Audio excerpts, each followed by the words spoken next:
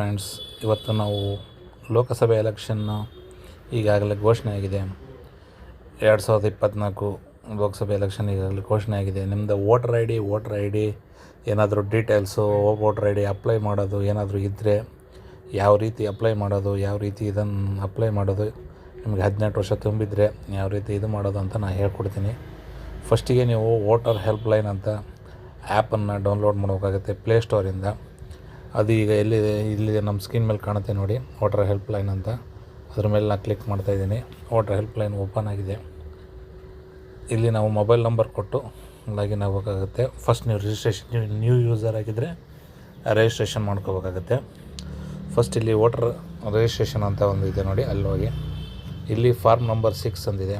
ಇದು ಬಂದ್ಬಿಟ್ಟು ನಿಮ್ಗೆ 18 ವರ್ಷ ಆಗಿದ್ದರೆ, ನಿಮಗಿನ್ನೂ ವೋಟರ್ ಐ ಡಿ ಬಂದಿಲ್ಲ ಅಂದರೆ, ನೀವು ವೋಟರ್ ಐ ಡಿ ಮಾಡಿಸಿಲ್ಲ ಅಂದರೆ ಆ ಫಾರ್ಮ್ನ ಫಿಲ್ ಮಾಡಿ ನೀವು ಫಿಲ್ ಮಾಡಬೇಕಾಗತ್ತೆ. ನಿಮಗೆ ಹೊಸ ವೋಟರ್ ಐ ಡಿ ಅವರು ಅಪ್ಲೈ ಮಾಡಿದರೆ ಹೊಸ ವೋಟರ್ ಐ ಡಿ ನಿಮಗೆ ಬರುತ್ತೆ.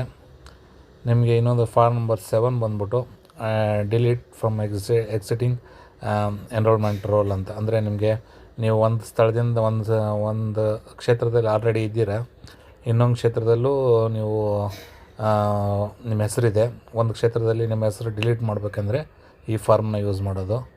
ಆಮೇಲೆ ಫಾರ್ಮ್ ನಂಬರ್ 8 ಬಂದ್ಬಿಟ್ಟು ಕರೆಕ್ಷನ್ ಎಂಟ್ರೀಸ್, ನಿಮ್ಮ ಅಡ್ರೆಸ್ ಆಗಿರ್ಬೋದು ಅಥವಾ ಏನಾದರೂ ನಿಮ್ಮ ಹೆಸರಲ್ಲಿ ಡೇಟ್ ಆಫ್ ಬರ್ತಲ್ಲಿ ಚೇಂಜ್ ಮಾಡೋಂಗಿದ್ರೆ ಫಾರ್ಮ್ ನಂಬರ್ 8 ಯೂಸ್ ಮಾಡ್ಬೋದು. ಫಾರ್ಮ್ ನಂಬರ್ 8 ಮೊಬೈಲ್ ನಂಬರ್ ಕೂಡ ಮೊಬೈಲ್ ನಂಬರ್ ಕರೆಕ್ಷನ್ ಕೂಡ ಮಾಡ್ಬೋದು. ಆಮೇಲೆ ಲಾಸ್ಟಲ್ಲಿ 6B ಇದೆ, ಆಧಾರ್ ನಂಬರ್ ಸಬ್ಮಿಷನ್ನು.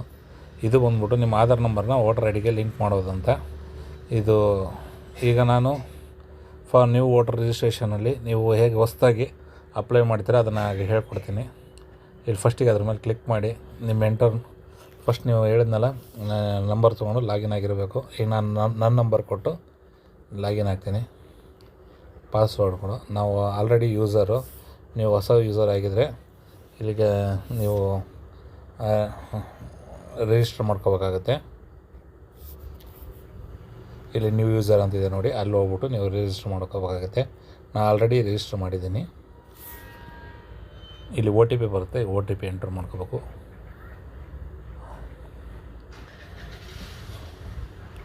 OTP ಬಂದಾದಮೇಲೆ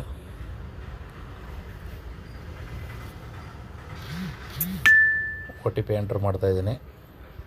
ನಿಮಗೇನು OTP ಬರುತ್ತೋ ಅದನ್ನು ಎಂಟ್ರ್ ಮಾಡ್ಬೇಕು ನೀವು.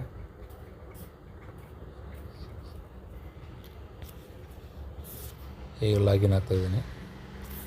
ಲಾಗಿನ್ ಆದ ತಕ್ಷಣ ಮತ್ತೆ ಸ್ಕ್ರೀನ್ ಬರುತ್ತೆ, ಅಲ್ಲಿ ವೋಟರ್ ರಿಜಿಸ್ಟ್ರೇಷನ್ ಬರ್ತಾಯಿದ್ದೀನಿ.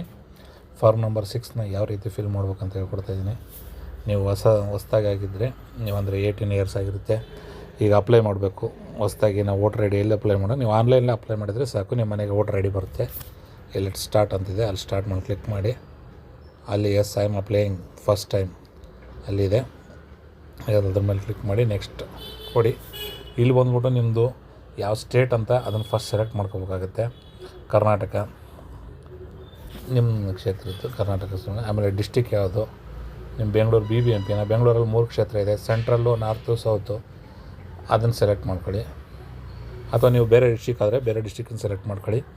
ಆಮೇಲೆ ನಿಮ್ಮದು ಯಾವುದು MLA ಕ್ಷೇತ್ರ, ತಾಲೂಕು ಕ್ಷೇತ್ರ, ಅದನ್ನು ಈಗ ನಮ್ಮದು ಸೌತಲ್ಲಿ ನಮ್ಮದು ಪದ್ಮನಾಭ ನಗರ, ಆ ಥರ ಸೆಲೆಕ್ಟ್ ಮಾಡ್ಕೊತೀನಿ. ನೆಕ್ಸ್ಟ್ ಡೇಟ್ ಆಫ್ ಬರ್ತು ಅದನ್ನು ಎಂಟ್ರ್ ಮಾಡಬೇಕಾಗುತ್ತೆ. ಆಮೇಲೆ ಪ್ರೂಫ್, ನಿಮ್ಮದು SLC ಮಾರ್ಕ್ಸ್ ಕಾರ್ಡು ಇಲ್ಲಿ ಕೊಟ್ಟಿದ್ದಾರೆ ನೋಡಿ, Aadhaar card, PAN number, driving licence, birth certificate, ಆಮೇಲೆ 10th ಅದ್ರ ಮಾರ್ಕ್ಸ್ ಕಾರ್ಡ್ದು ಅದನ್ನು ನೀವು ಇಲ್ಲಿ ಅಟ್ಯಾಚ್ಮೆಂಟ್ ಮಾಡಬೇಕಾಗುತ್ತೆ. ಅಟ್ಯಾಚ್ಮೆಂಟ್ ಮಾಡಿದ ಮೇಲೆ ನೆಕ್ಸ್ಟ್ ಕೊಟ್ಟರೆ ಅದು ನಿಮ್ಗೆ ಅಪ್ಲೈ ಆಗುತ್ತೆ. ಅಪ್ಲೈ ಆದಮೇಲೆ ನಿಮಗೆ ಕೆಲವೇ ದಿವಸಗಳಲ್ಲಿ ಹೊಸದು ವೋಟರ್ ಐ ಡಿ ಬರುತ್ತೆ.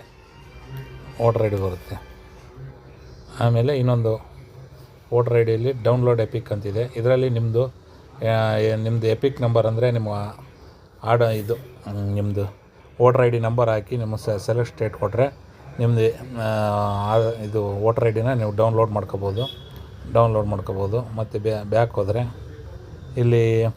ಆಮೇಲೆ ಇಲ್ಲಿ ವೋಟರ್ ಐ ಡಿ ಫಾರ್ಮ್ 8 ನೀವು ನಿಮ್ಮ ನೇಮು, ಅದು correction, address correction, phone number correction ಅದನ್ನೆಲ್ಲ ಮಾಡ್ಕೊಳ್ಳೋದು. ಇಲ್ಲಿ ನಿಮ್ಮ ವೋಟರ್ ಐ ಡಿ ನಂಬರ್ ಇದ್ದರೆ, ವೋಟರ್ ಐ ಡಿ ನಿಮ್ಮ ಹತ್ರ ಆಲ್ರೆಡಿ ಇರುತ್ತೆ, ಆ ನಂಬರ್ನ ಎಂಟ್ರ್ ಮಾಡಿ ಅದು ನಿಮ್ಮ ಸ್ಟೇಟ್ ಸೆಲೆಕ್ಟ್ ಮಾಡಿ ಅದನ್ನು ವೋಟರ್ ಐ ಡಿ ಡೀಟೇಲ್ಸ್ ಏನೇನಿದೆ ಅದನ್ನು ಎಲ್ಲ ಕರೆಕ್ಷನ್ ಮಾಡ್ಕೋಬೇಕಾಗುತ್ತೆ.